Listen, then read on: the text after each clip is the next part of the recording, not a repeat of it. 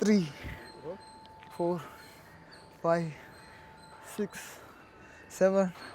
In this episode of interview we're going to meet அப்படிலாம் சொல்லணும்னா கண்டிப்பாக ஒரே விஷயம், திரையில் வில்லனாகவும் குணச்சித்திர நடிகனாகவும் இவரை பார்த்து ரசிச்சிருப்போம். ஆனால் நிஜத்தில் கதாநாயகனாக மக்கள் முன்னாடி மக்களுக்காக குரல் கொடுத்து எந்த ஒரு பிரச்சனையாலும் முதலாக நிற்கிற நம்ம மன்சூர் அலிகான் சார் தான் கூட இன்டர்வியூவில் இருக்கிறாரு. அவருடைய எக்ஸசைஸ் டைமில் வந்ததுனால சார் வணக்கம், ஃபஸ்ட்டு உங்களுக்கு வந்து நான் டம்பிள் கொடுத்து நீங்கள் எக்ஸசைஸ் பண்ண ஆரம்பிச்சிருக்கேன். நன்றி. டெய்லியும் காலையில் ஒர்க்கிங் ஹவர்ஸ் தானே சார்? டைமிங் ஒர்க்கிங் அவுட் டைமா? இப்படிலாம் எங்களை போலீஸ் விடாத நேரத்தில் கரெக்டு. இப்போ உள்ளேலாம் எப்படி சார்? அடிக்கடி நீங்கள் வாயை திறந்தாவே பிடிச்சி உள்ளே போட்டுறாங்க. அங்கே எக்ஸசைஸ்லாம் பண்ண டைம் இருக்கா? இல்லை, நிறைய நேரம் நிறைய இருக்குது. எக்கச்சக்கமா. ஓ, எப்போ வேணாலும் பண்ணலாம். ஆ, எப்போ வேணாலும் உடலை நல்ல ஆரோக்கியமாக வச்சுக்கிறதுக்கு ஒரே இடம் வந்து சிறைச்சாலை தான். சாப்பாடுலாம் எப்படி சார்? நல்ல சாப்பாடு கொடுக்குறாங்களா?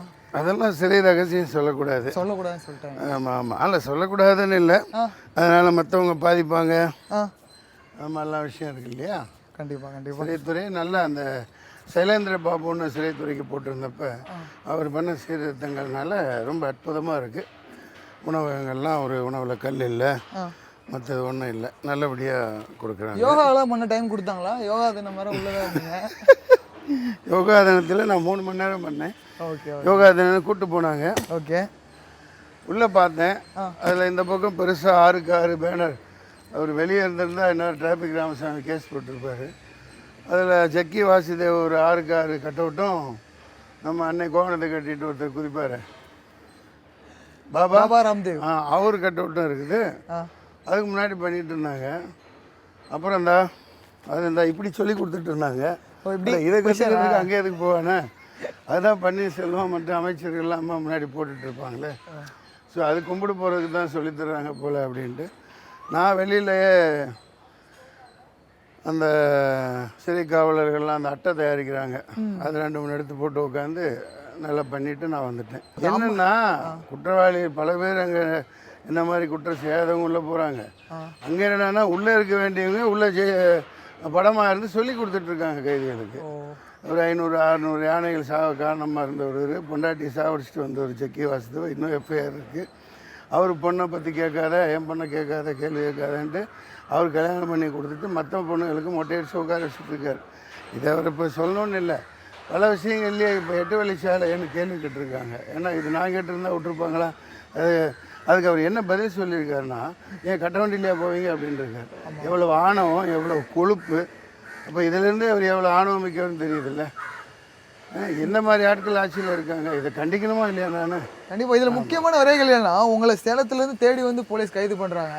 வெளியே ஒருத்தர் 50வது விழா நாள் 50 நாள் விழாலாம் கொண்டாடினாங்க தெரியுங்களா? மீம்ஸ்லாம் என்ன அவரை பிடிக்காம கடைசியில் அவருக்கு பெயில் கொடுத்துட்டாங்க. ஆனால் உங்களை மட்டும் நாளாக பிடிச்சிட்டாங்களே, ஏன்? அந்த வெட்டத்துக்குலாம் போக வரும்போது அவர் ஒருத்தர் மட்டும் இல்லை. இதுக்கு பதில் சொன்ன நான் உள்ளே இருக்கணும்னு சொன்ன ஜெயக்குமார் அமைச்சர் அவர்கள், அவரெல்லாம் உள்ளே இருக்க வேண்டியவர் தான். அது மக்கள் தெரியும். ஆட்சி முடிஞ்சோடனே அவங்கெல்லாம் உள்ளே போக போகிறாங்க. அதனால் நம்ம என்ன சொல்கிறது.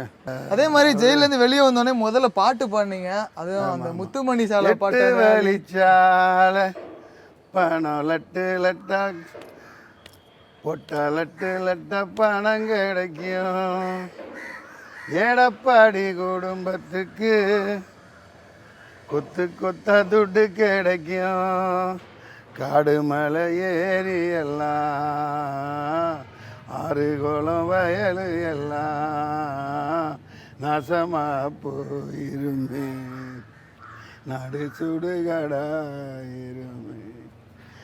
விவசாயிய வாழ வைக்காம நிலத்தைத்தான் பிடுங்குற, இருக்கிற பச்சை பூமிய அழிச்சு லஞ்சம் பார்க்குற, ரோட்டை போட்டு மலையை குடைஞ்சி ஒட்டைய போட்டு கந்தக பூமியா மாற்றி வைக்கிற. அந்த மாதிரி ஏன் பாட்டா விஷயத்தை கொண்டு வந்துட்டீங்க? ஆமாம், இந்த மாதிரி திட்டினா வாயில் அப்படி இப்படின்னு உள்ளே போட்டுறாங்களே, சரி பாட்டின் மூலம் போய் சேரட்டுமே அப்படின்னு. அதே மாதிரி மன்சூர் அலிகான் சார் வந்து ஒரு ஷார்ட் ஃபிலிம் நடிச்சிருந்தாரு, விவசாயியா.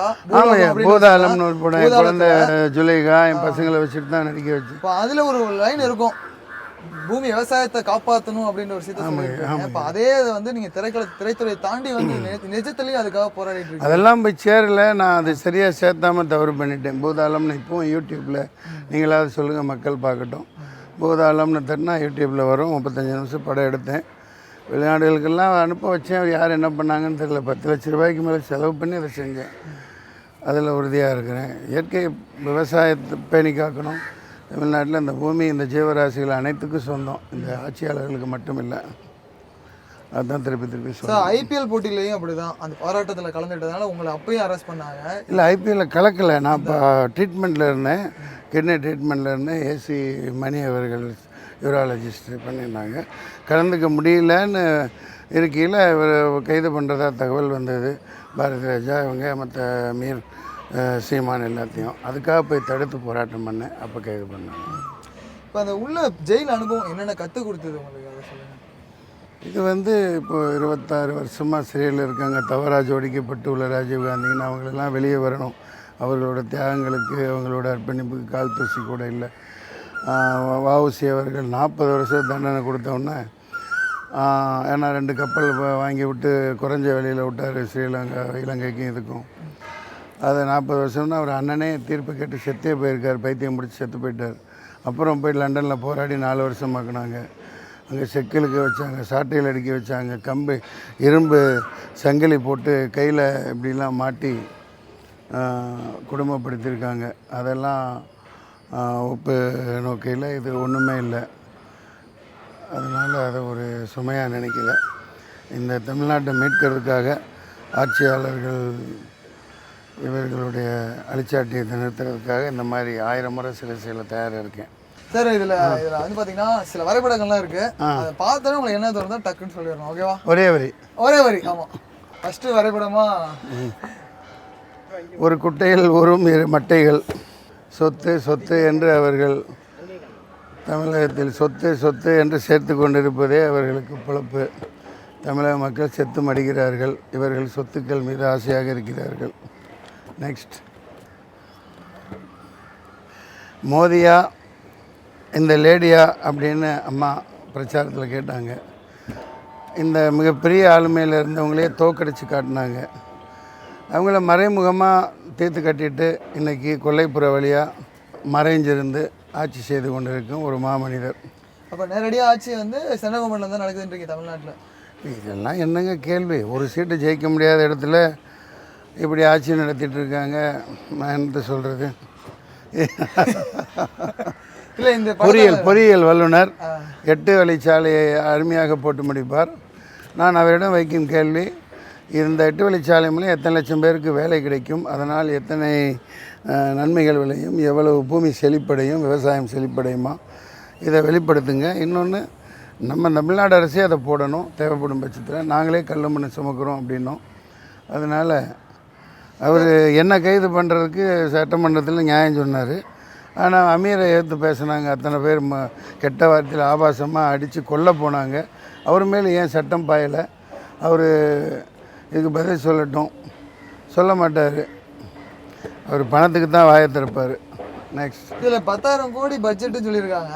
இதில் அதெல்லாம் கொசுங்க. 5 லட்சம் கோடி உலக வங்கி கொடுத்துருக்குன்னா யாரை கேட்டு கொடுத்துச்சு? எங்களை கேட்டு கொடுத்துச்சா? உண்மையிலே என் மேலே கடை இருக்குது. அதனோட கரணியங்கள் தான் இதெல்லாம். பெட்ரோல் மண்டலம் அங்கே இங்கேன்னு தமிழ்நாட்டை புரட்டி போட்டு குப்பை கிளம்ப அந்த பெரியமேடு புதுப்பேடுக்கு அது என்ன ஒரு அந்த இதை தாண்டி எப்படி குப்பைமேடு கிடக்குது அந்த மாதிரி தமிழ்நாடு ஆயிரும். அவங்களுக்கு 10,000 கோடி என்ன பெரிய 10,000 கோடிலாம் ஒரு சும்மா ஒன்றுமே கிடையாது. நீ ஏன் போடுற 10,000 கோடி? இருக்கிற 4 வழிச்சாலையில் 4 பக்கம் ரோட்டை பெருசாக்கி அழகாக பண்ணி அப்படியே பார்க்க ஜெயன்னு இருக்குமே. ஆனால் அவங்க சொல்கிறாங்க 3 மணி நேரத்தில் அங்கே மெட்ராஸ் வந்துடுவோம் அப்படின்னு. ஏன் இங்கே சின்ன வீடு இருக்கா? அங்கே ஒரு சின்ன வீடு இருக்கா? எவனா சின்ன வீடு வச்சுருக்கவன் தான் வேகமாக வரணுமா? அது ஃப்ளைட்டில் வந்துட போகிறான். வேறு என்னத்தை கட்டிட்டு கொண்டு வர போகிறான்? மாங்கனிகள், அங்கே மாங்கனி நகரம் சேலம் சிட்டி இரும்பு தொழிற்சாலைக்கு ஃபேமஸ் ஆனது. அங்கே உற்பத்தியை பெருக்கி வேகமாக கொண்டு வந்து வேகமாக தள்ள போகிறானா? பல்லாவரம் வரைக்கும் வந்து அங்கேருந்து இங்கே 2 மணி நேரம் ட்ராவல் பண்ணும்ல. அங்கேருந்து இங்கே எங்கே ரோடு போட்டிருக்கான்? மீம்ஸ்லாம் போட்டிருக்காங்க. முதல் பெருங்குளத்தூருக்கு ஒரு 8 வழிச்சாலை போடுங்க. இப்போ பெருங்குளத்தூர் இல்லை, நிறைய அங்கே சேலத்துக்குள்ளேயே பல சின்ன சின்ன பிரிட்ஜுகள் கட்ட வேண்டியிருக்குது. பல மலை கிராமங்களில் வந்து இன்றைக்கும் கழுதையை வச்சுட்டு தான் கொண்டு போயிட்டுருக்காங்க. கழுதை இருக்குல்ல, அதில் தான் தேர்தல் பொட்டி போகுது. அங்கெல்லாம் சாலைகள் அமைக்கணும். இவங்க அதெல்லாம் பண்ண மாட்டாங்க. எவனோ காசுக்கிறேன். நான் மக்கள் சொல்லி தான் எனக்கு தெரியும். நான் 40% கமிஷன் 4,000 கோடி இவருக்கு. அங்கே அரசு பஸ்ஸு, லாரி, பொக்லைன், எந்திரம், ஜிசிபி எல்லாமே அவங்களோட குடும்பத்துக்கு தானே. ஆனால் ஒரு சட்டசபையில் விளக்கம் கொடுத்துருக்காங்க, கனரக வாகனங்கள் வந்து இலகுவாக போகணும், அதுக்காக தான் இந்த ரோடு. கனரக வாகனங்கள் இலகுவாக போகணுமா அப்படின்னா பெரிய வண்டியெல்லாம் வேகமாக ஈஸியாக போயிடணும் அப்படின்றாங்க. அதை நீங்கள் நம்பினா சரி. அடுத்தது அதான் ஒன்று வந்து எல்லாமே கவர்னர் தானே. இல்லை அவர் ஊர் சுற்றி தமிழ்நாடு ஃபுல்லாக சுற்றுப்பயணம் போகிறாருல, அதனால் ஒவ்வொரு ஊர். இப்போ இந்த வயசில் சுற்றாமல் ஓசில் காசில் அப்புறம் நீ நானே சுற்ற முடியும்.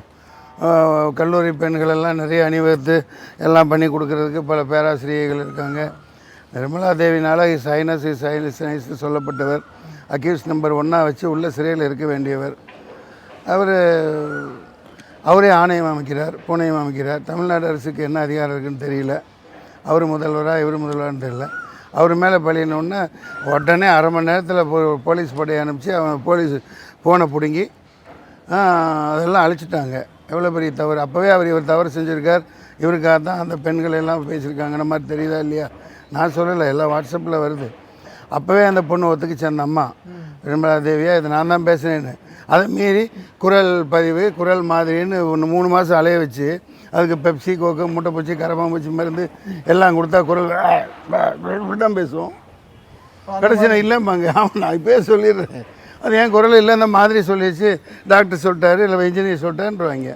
எப்படி இந்த பிளானிங்லாம் அதெல்லாம் நிறைய ப்ராசஸ் பெருசாக இருக்குங்களா? எப்படி ஏப்பா அந்த மண்டைங்களை பார்த்தா தெரியலையா? கவர்னர்னாவே ஒரு வேலையில்லாத பொழப்பு. கவர்னருக்கு ஒரு பொழப்பு இல்லை. 50 வருஷம் முன்னாடி அறிஞர் என்ன சொன்னார்? ஆட்டுக்கு தாடியும் நாட்டுக்கு கவர்னரும் தேவையில்லைன்னாரு. நீங்கள் ஊர் அவர் போகிற இடத்துலாம் பார்த்தீங்கன்னா குப்பை இல்லாத நகரமாக ஆக்கணும்னு சொல்லி க்ளீன் சொல்லி குப்பையெல்லாம் கொட்டி ஏதாவது கேளுங்க. இல்லை அவர் அவங்க க்ளீன் பண்ணி அவங்களே குப்பையை கொட்டி அவங்களே க்ளீன் பண்ணுறாங்க. நீங்களே சொல்லிட்டீங்களா? அதுக்கு நான் இருக்குது எவ்வளோதல் இருக்கா? நான் ஏதாவது சொல்லுவேன். அப்பா இவரையும் நோட் பண்ணிக்கப்பா, இவரையும் சேர்த்து உள்ளதல்ப்பா. உள்ளுக்குள்ள எக்ஸசைஸ் பண்ணுறதுக்கு கூட ஆள் வேணும்பா. வளர்மதி அந்த பொண்ணு நந்தினி, கல்லூரி பொண்ணு, என் குழந்தை மாதிரி. அதெல்லாம் கூப்பிட்டு ஒரு பெரிய சக்தி மாதிரி 200 போலீஸ் அனுப்பிச்சு ஜெயிலில் இருக்கிற பொண்ணு மேலே மறுபடியும் ஒரு வழக்கு. ஒரு திரைப்பட விழாவில் வந்து பேசினான். என்ன பேசினாங்க? போலீஸ் சரி, அது குழந்தை பேசிட்டு போய் விடு ரசி, நீ தான் இராணுவத்தை வச்சுக்கிட்டு சுட்டுக்கொள்றீல, இப்படியெல்லாம் அடக்குமுறை பண்ணுறதுக்கு பேர் ஆச்சியா? ராஜா அவர்கள் வந்து ஒரு வார்த்தை சொல்லி சொல்கிறேன், நீயே சொல்கிறீல, அங்கிட்ட திரும்பி சொல்ல. நான் எதுக்கு மனசு சொல்லிக்கிறேன் போட்டு பொங்கல் வைக்கிறதுக்கா? சொல்லுங்கள்.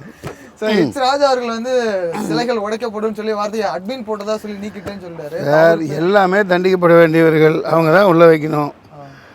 மக்கள் பார்க்குறாங்க, மக்கள் இனிமேல் உள்ளே வைப்பாங்க ஐயா, அவ்வளோதான். நான் சாதாரண நடிகன்.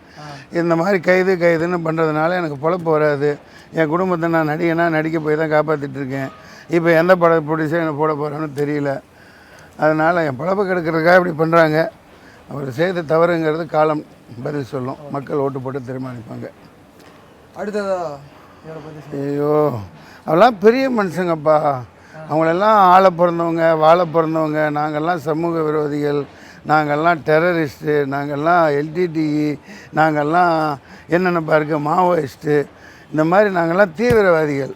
குடும்ப குட்டியோட வீட்டில் உட்காந்துக்கிட்டு உழைச்சி வந்து ஷூட்டிங் எப்படா பேக்கப் ஆகணும் ஆனவுடனே சல்லுன்னு தீனியில் வாங்கிட்டு வந்து வீட்டில் வந்து வாழ்ந்துக்கிட்டு இருக்கோம் பாருங்கள். நாங்கள்லாம் தீவிரவாதிகள். அவரை காட்டி என்ன பண்ண போகிறீங்க? அவருக்கு நான் என்னத்தை சொல்கிறது? ஓகே, ஆமாம், இது நான் ரொம்ப மதிக்கும் குமரி அனந்தன் அவர்களின் செல்வ குமாராத்தி. அந்த வகையில் அவர் மீது மதிப்பும் மரியாதையும் இருக்குது. ஆனால் இந்த பிஜேபிங்கிற இயக்கம் இப்படித்தானே பண்ணுது. செல்வாக்குள்ள ஒரு காங்கிரஸ் சாப்பிட்டு அந்த அம்மா உடம்புல ஓடுற எல்லா ரத்தமும் காங்கிரஸ் ரத்தம், தெரியுதுங்களா? அவர் என்ன பாரத் மாதான்னு கோயில் எழுப்பணும்னு பாவம் குமரியிலேருந்து கன்னியாகுமரி வாக்கிங் போயிட்டு நல்லா எழுதிட்டு இருந்த மனுஷன். காமராஜரும் அப்படித்தான் 3 பிரதமரை உட்கார வச்சார். இந்திரா காந்தியை உட்கார வச்சார், லால் பகதூர் சாஸ்திரி. அவருக்கு பதில் இந்த மாதிரி இன்றைக்கி ஆளாக இருந்தால் தான் தானே போய் உட்காந்துருப்பாப்புல. அந்த இதெல்லாம் காமராஜருக்கும் தெரியல, குமரி அனந்தனும் அந்த மாதிரி ஆள் இல்லை. 2 பேரும் தமிழர்கள், அது தமிழர்கள். அந்த ஒரு வயிற்றில் பிறந்தது இந்த அம்மா, அதை தவறாக பயன்படுத்திகிட்டு இருக்காங்க. தமிழிசை அக்கா வந்து இனிமேலாவது திறந்து இந்த மக்களை வாழ வைக்கணும். சும்மா அவங்களுக்கு ஜால்ரா போட்டுக்கிட்டு இருக்காமல் அது காலம்தான் பதில் சொல்லும். ஏன்னா அவங்க செய்கிறது எல்லாம் தப்பாக இருக்குது. எல்லா போராட்டத்தையும் எதுக்குறீங்களேன்னு அவங்க சொல்கிறதும் சரி. சிஎம் சொல்கிறது என்னன்னா, வளர்ச்சி திட்டங்களுக்கு ஏன் தடையை நீங்கள் எதுங்க வளர்ச்சி திட்டம் அப்படின்னு சொல்லி பெட்ரோலியம் மண்டலம் அமைச்சு நாசம் பண்ணுறது, இயற்கை விவசாயத்தை நாசம் பண்ணுறது வளர்ச்சி திட்டமா? இது பின்னணியில் தான் பெரிய பெரிய தீய சக்திகள் இருக்குங்கிறனே. தண்ணி கொடுக்க முடியல உங்களுக்கு. இப்போ இருக்கிற விவசாயத்தை பிடுங்குறீங்க. அது வளர்ச்சி திட்டமா? ரோடு போட்டு வளர்ச்சி திட்டத்தை காமிக்க போகிறீங்களா? என்னங்க இது? எவ்வளவோ வளர்ச்சி திட்டங்களே நீ செய். நாங்களே கல் மண்ணை சுமக்கிறோம். நாம் தமிழர் இயக்கம் நாங்கள் எல்லாம் 5 லட்சம் 10 லட்சம் பேர் வாரோம் சுமக்கிறோம். இனிமேலுங்க இங்கே பாருங்கள், உங்கள் பத்திரிக்கை தான் லீடிங் இருக்குது. தேர்தல் ஆணையத்துக்கு எழுதுங்க ஆனந்தோட எல்லாமே. இந்த ஜனநாயகம் எதுவுமே ஒரு 50 வருஷத்துக்கு மேலே தாங்காது. ஜனநாயகம் பணநாயகமாக பிணநாயகமாக மாறிடுச்சு. அந்த திட்டம் இந்த திட்டம்னு 300 கோடிக்கு 900 கோடி அமுக்கிறது, அதில் முக்கால்வாசி அவங்க ஒதுக்கிறது, இதெல்லாம் இருக்கக்கூடாது. இது வெளிப்படையாக மக்கள் இப்போ இந்த திட்டம் போறியா நாங்களே போகிறோம் கடையை வாங்குகிற இந்த வெளிநாட்டு இது எதுவுமே வரக்கூடாது. ஏங்க ஜிண்டால் தண்ணி குடிக்கிற தண்ணிக்கே கொண்டு வந்துட்டானே. கோயம்புத்தூரில் சிறுவாணி தண்ணி நம்மளால் குடிக்க முடியாது. கொஞ்ச நேரத்தில் பாருங்கள் எல்லாத்துக்கும் வந்துடும். ஆக்சிஜன் சிலிண்டர் வந்துருச்சா இல்லையா? 160 ரூபாயா 360 ரூபாயா ஏதோ, அது 1 மணி நேரத்துக்கு சுவாச்சிக்க வேண்டியது தான். இனி அதுவும் வரும். எல்லாமே வெளிநாட்டுக்காரங்க கொடுக்குறான்னா இவன் என்ன மயிர் பிடுங்கிறதுக்கா இருக்காங்க? இங்கே வெங்காயம் பறிக்கிறதுக்கா இருக்காங்க ஆட்சியாளர்கள்லாம்? இனத்துக்கு சிறைக்கிறதுக்கா இருக்காங்க? இது ஜனநாயகம் அல்ல. இந்த ஜனநாயகத்தை மாற்றணும். இருக்கிற எல்லா வெளிநாட்டு நிறுவனங்களையும் துரத்திடுவோம். நாம் தமிழர் ஆட்சிக்கு வருவோம். சத்தியமாக மக்கள் அனைவரும் வரணும். அங்கே தொகுதியில் முக்கியமான ஆளுகள் எல்லாம் யாரை மக்கள் நம்புகிறாங்களோ அவங்கள வேட்பாளராக நிறுத்தி நீங்கள் அவங்கள ஜெயிக்க வைங்க. வெளிநாட்டுக்காரன்ட்டு எதுக்கு வான்னு வெளிநாட்டுக்கு போய் ஒரு நல்ல கோயில் மாடு மாதிரி நேர்ந்து விட்ட கோயில் மாடு மாதிரி நல்லா தும்முன்னு முன்னாடி துருத்திக்கிட்டு பின்னாடி தூக்கிட்டு போகிறாரு. போயிட்டு இங்கே வா இந்த என் இடத்த வச்சுக்கோன்னு எங்கள் இடத்த எதுக்கு பிடிங்கி தர்றாரு? ஒரு குடும்பத்தில் சம்பாதிக்காமல் இருக்கிற சொத்தையெல்லாம் விற்று தின்னுட்டு ஒருத்தர் இருப்பான். அந்த மாதிரி இது கபோதிக மலந்தண்ணி பன்னிகள். பேசாதீங்க. இவரை பற்றி சொல்லணும்னா என்ன சொல்லுவீங்க? ஐயா எனக்கு நடிகராக பிடிக்கும். ஒரு கஷ்டப்பட்டு உழைச்சி முன்னுக்கு வந்தவர். சிகரெட்டை தூக்கி பிடிக்கிறதும் சத்ருகன் சின்ஹா ஸ்டைல், அதை பார்த்து அவர் பண்ணியிருந்தார். அது பிரச்சனை இல்லை. அவரோட படத்தில் நடிச்சிருக்கேன். நல்ல அற்புதமான மனிதர். ஆனால் இந்த சமீப காலங்களாக சிலர் பின்னாடி இருந்து அவரை இயக்குறாங்க. அவர் ரொம்ப நல்ல மனுஷன் ரஜினிகாந்த். உண்மையிலேயே அப்புறம் ஒருத்தவங்களும் அவங்கவுங்க குடும்பத்துக்கு உழைக்கிறது தானே நல்லது. இந்த மாதிரி எல்லாம் சேர்த்தார். எல்லாம் கர்நாடகாவில் சேர்த்தார். தமிழ்நாட்டில் ஒரு 10,000 பேர் 1,00,000 பேருக்கு வேலை கொடுக்கலாம். அதை செய்யலை. அவர் பின்னாடி ஆன்மீகம்னு வந்த பல பேர் நான் ஷூட்டிங்கில் சந்திச்சிருக்கேன். அகோரியா அங்கிட்ட தெரிஞ்சிட்ருக்காங்க. உண்மையிலேயே கொண்டு போய் அங்கே விட்டு வந்தாங்க. அவங்க அப்பா அம்மா 2-3 பேர்லாம் என்னை வந்து பார்த்தாங்க. இந்த மாதிரி ஒரு கட்டத்தில் அந்த இடத்துக்குள்ளே விரும்பலை நான். அதெல்லாம் நடந்திருக்கு. இவரை பயன்படுத்திக்கிட்டு இருக்காங்க. இல்லாட்டி சமூக விரோதின்னு எல்லாம் சொல்லி இப்படி போராடுற மக்களை இழிவுபடுத்த மாட்டார். அவர் இந்த காலத்தில் 70 வயசு ஆகிடுச்சு. சூப்பர் ஸ்டாராக இருக்கார். அதை விட்டு போட்டு மறுபடியும் பணக்காரங்களுக்கு தான் அவர் இருப்பார். ஏழை மக்கள் பக்கம் இருக்க மாட்டேங்கிறதுக்கு அவரே சொல்லிட்டார். அவர் சொல்கிற ஒவ்வொரு கருத்துலையும் முரண்படுறார். அது உங்களுக்கு தெரியும். மக்கள் பார்க்குறாங்க. காலாவில் மக்கள் தான் புரட்சி செய்யணுங்கிறார். இங்கே போராட்டம்னா சூழலாயினுங்கிறார். சிங்கிளாக வந்தால் சிங்கங்கிறாரு. அவரே பாஷான்னு 20 பேரோடு வர்றாரு. சரி, கூட்டமாக வரவங்களாம் பண்ணி கூட்டம்னா ரசிகர்கள் கூட்டமாக வர ரசிகர்களை பண்ணிங்கிறாரு. அதெல்லாம் 27 வருஷங்களுக்கு முன்னாடி 91 சன் டிவியில் ரவி பெர்னாடு கேட்ட கேள்விக்கு அரசியலில் அவர் ஒரு சுண்டக்கா அப்படின்னு சொல்லியிருந்தேன். ரஜினி ஒரு சுண்டக்கான்னு. அதில் தனிநபர் விமர்சனம் கிடையாது. It's a genuine person. I love him. ஒரு ஆர்டிஸ்ட்டாக சீனியர் ஆர்டிஸ்ட்டு நான் மதிக்கிறேன். இந்த சமூக விரோதிகளும் அவர் சொல்கிறாரு. அவர் அடையாளம் கண்டுபிடிச்சிருப்பாரு நினைக்கலாம். அவர் யாரை சொல்கிறாரு? சமூக என்ன தான் சொல்லியிருக்காரு. அதான் போலீஸ் கைது பண்ணிட்டாங்க. திருமுருகன் காந்தியை பண்ணாங்க. வேல்முருகன். அதே நேரத்தில் இந்த டிவியில் இதை கண்டிப்பாக போடுங்க. எனக்காக ஸ்டாலின் அவர்கள் குரல் கொடுத்துருக்காங்க. விடுதலை சிறுத்தைகள் கட்சி வன்னியரசு திருமாவளவன் இவர்கள்லாம் எனக்காக வெளியிடணும், இது தவறுன்னு பேசியிருக்காங்க. அவங்களுக்கு நான் நன்றி சொல்லிக்கிறேன். பல பேர் மக்கள். இப்போ கமல் கட்சி தொடங்கியிருக்காரு. அவருக்கு உங்களோட ஆதரவு இருக்குமா? நடிகர் கமலஹாசன் அவருக்கு ஒரு நடிகராக அவர் படத்தில் கூப்பிட்டா நடிப்புங்கிறது தான் என் நோக்கமாக இருக்கும். அவ்வளவுதான். சீனியர் நடிகர் அவ்வளவுதான். மற்றபடி நான் எதுவும் படையெடுத்து அவர் நடிக்க வைக்கலாம் அந்த ஆசையெல்லாம் இருக்குது. அது வேறு விஷயம். அரசியலில் ஒரு வேணான்னு சொல்கிறதுக்கு எனக்கு உரிமை கிடையாது. அப்புறம் இவர் ஏதாவது ஒரு இதானா அப்புறம் அவர் சும்மா இருக்க முடியாதுல்ல. 2 பேருமே சிவாஜி எம்ஜிஆருங்க மாதிரி ஒரு ரஜினி கமல் அந்த மாதிரி இருக்குல்ல. அவர் 2 பேருமே பணக்காரர்களின் பெரிய பணக்காரர்களின் ஆதிக்க சக்திகளின் நண்பனாக தான் அவங்க இருப்பாங்கங்கிறது 100க்கு 1,00,000 மடங்கு உண்மை. ஏழைகள் பக்கம் அவர் இருக்க முடியாது, வாழ முடியாது. ஏழைகள் பக்கம் இருக்குன்னா அவர் முதல்ல இப்போ தூத்துக்குடியில் போய் நிற்கணும். 2 பேரும் நிற்கணும். எதுக்குடா கைது பண்ணுறீங்க? அதான் இழுத்து முடிட்டீங்களடா, போ எல்லாத்தையும் வெளியே விடு. என்ன சித்திரவதை பண்ணிகிட்ருக்கீங்க? யாராவது ஜனநாயக சக்தி கேட்குறீங்களா? நீங்கள் கேட்குறீங்களா? இவனு எவன் பின்னாடி இருந்தாலும் எல்லா குடும்பத்தோட நாசம் பண்ணணும் அப்படிங்கிற நோக்கம். ஜல்லிக்கட்டுலேயும் வழி இல்லை. உலகமே அவனை மடக்கிடுச்சு. ஆட்சியாளரை ஒத்துக்கிட்டாச்சு. கடைசி நேரம் ஏதாவது பண்ணுவேன்னு வெளிப்படையாக ரஜினிகாந்த் பார்த்துருப்பார்ல. எத்தனை போலீஸ் தீ வச்சாங்க, பாஸ்பரஸ் மக்களுக்கு தெரியுமா, உங்களுக்கு எனக்கு தெரியுமா, அதை வீசி குடிசையை கொளுத்துனாங்களா இல்லையா, வீடியோ ஆதாரம் இருக்கா இல்லையா, எத்தனை பேர் சாகடிச்சாங்கன்னு கணக்கு இல்லை. ஏங்க இவ்வளோ சட்டம் ஒழுங்கு பேசுகிற ஜெயக்குமாருக்கு நான் கேட்குறேன், அந்த மாமனிதர் சொல்லியிருந்தார், அவன் சந்திரமண்டலத்தின் வரல மன்சூர் அலிகான் அவரையும். ஆமாம், இந்த ஒரே கேள்வி கேட்குறேன், நாக்க பிடிங்கிட்டு சாகிற மாதிரி. ஜெயலலிதா அம்மா வீட்டில் இருந்த சிசிடிவி எங்கே அன்னையிலேருந்து கேட்குறேன். இது இப்போ வந்து 10,000 கோடிக்கு 5,000 கோடிக்கு நாங்கள் நாடு ஃபுல்லாக என்ன வெங்காயத்துக்கு வைக்கிறீங்க? ஒரு சிஎம் வீட்டில் இருந்த சிசிடிவி எங்கே? நீ தானே பொறுப்பில் இருந்த, நீ தானே பக்கத்தில் இருந்த, எல்லாத்தையும் கேட்குறேன்.